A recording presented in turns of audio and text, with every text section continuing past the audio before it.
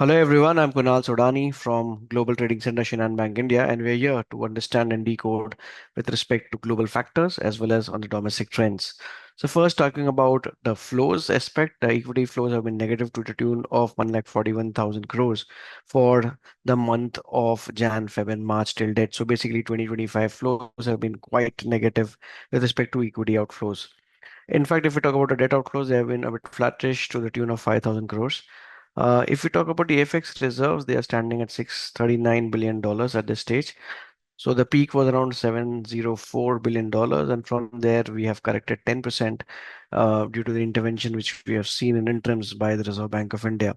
But yes, this time the intervention is not how it used to be earlier. I think the intervention remains more aggressive, pushing the prices higher or lower at a very faster pace. So I think that wasn't observed with respect to the previous governor, but I think there remains some change in terms of the intervention policy which we have witnessed. So we have seen levels dropping from 87.95 to 86.40 and now finding an equilibrium around 87.20 odd levels.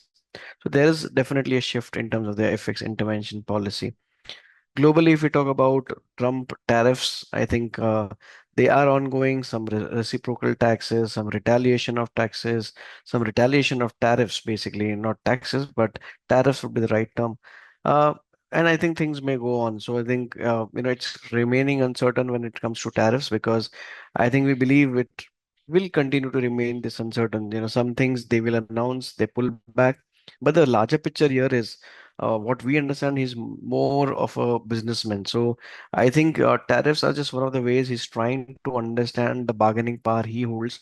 And somewhere, we can use this as an advantage at the right time. So, tariffs could be just an undercover, but I think there's a larger picture behind which one needs to consider. But how is it flowing down to the rates on the Fed front? So now the Fed fund futures are discounting almost around 84 basis point of rate cut for 2025 itself. So 3 to 4 rate cuts now are expected. For us, I think we believe 3 rate cuts for 2025, considering still uncertainties remain on the geopolitical front as well as on the tariff fronts. So 3 rate cuts still are expected. 10-year US Treasury yields had cooled off towards 4.10 and now again bounced above to 4.25%. But we have seen yields moving lower as well. Also, when you talk about tariffs, you have seen the dollar index that has cooled off sharply from almost near 109.80 to 103.30, 40 odd level. So we have seen this move left, but the similar reciprocation was not seen in the dollar rupee pair. It still remains stable at around 87 levels near that band. So if you talk about 86.80 to 87 half is the broader range play which is happening at this point in time. One needs to be cautious with respect to how the growth trajectory is taking place because somewhere it's still an inflation dynamics versus growth dynamics. For the Eurozone, we did see a rate cut, while for UK, we are anticipating a rate cut in this week itself. On the dollar rupee pair front, the levels which we are watching, the immediate support remains 86.80, followed by the near lows of 86.40.